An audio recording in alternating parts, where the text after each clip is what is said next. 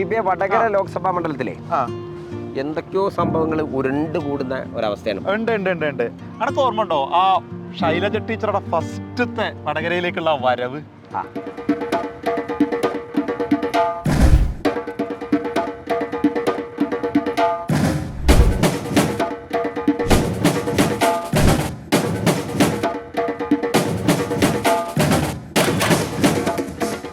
ശൈല ടീച്ചറെ വരവ് അടിപൊളിയായിരുന്നു.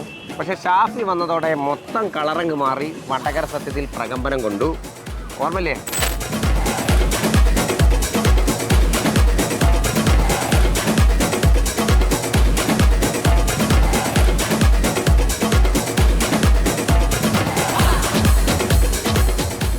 അതോർമ്മണ്ട്.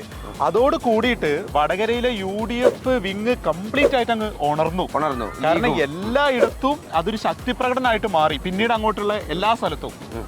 അതോട് പക്ഷേ CPM അതിൽ ഒന്നങ്ങ് വിറച്ചിട്ടുണ്ട് അല്ലേ? നന്നായി വിറച്ചിട്ടുണ്ട്.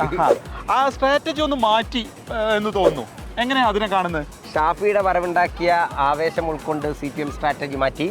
പേരാമ്പ്ര, ആയഞ്ചേരി, കൂത്തുപറമ്പ്, തലശ്ശേരി ഇവിടങ്ങളിൽ നൈറ്റ് മാർച്ച്, ഒപ്പം തന്നെ ഈ മതേതര സംഗമം പോലുള്ള കാര്യങ്ങൾ, ഇത്തരത്തിൽ വളരെ ആവേശമുള്ള പരിപാടികളാക്കിയിട്ട് അവർ സമ്പത്തെ കൺവേർട്ട് ചെയ്യും. യുവാക്കൾക്ക് വേണ്ടിയിട്ടുള്ള കുറെ പരിപാടികളും കൂടി പ്ലാൻ ചെയ്യുന്നുണ്ടല്ലേ? ഇനി കളി മാറാൻ പോവാണ്. ഇപ്പൊ 28-ാം തീയതി യൂത്ത് അസംബ്ലിയാണ്. 10,000-ത്തിലധികം വരുന്ന യൂത്ത് ആളുകളെ സംഘടിപ്പിച്ചുകൊണ്ട് യൂത്ത് വിത്ത് ടീച്ചർ എന്നുള്ളതാണ്. ജാസി ഗിഫ്റ്റ് ഉണ്ട്.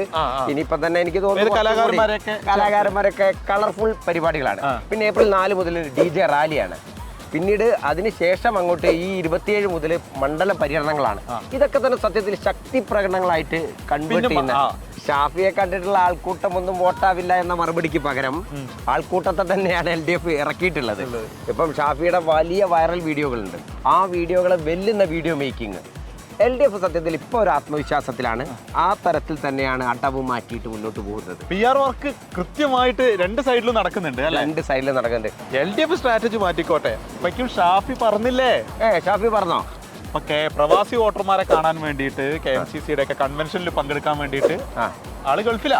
അതെ. അപ്പോ ഗൾഫിൽ പോയി അവിടുത്തെ വോട്ട് ഷാഫി ഉറപ്പിക്കുന്നു.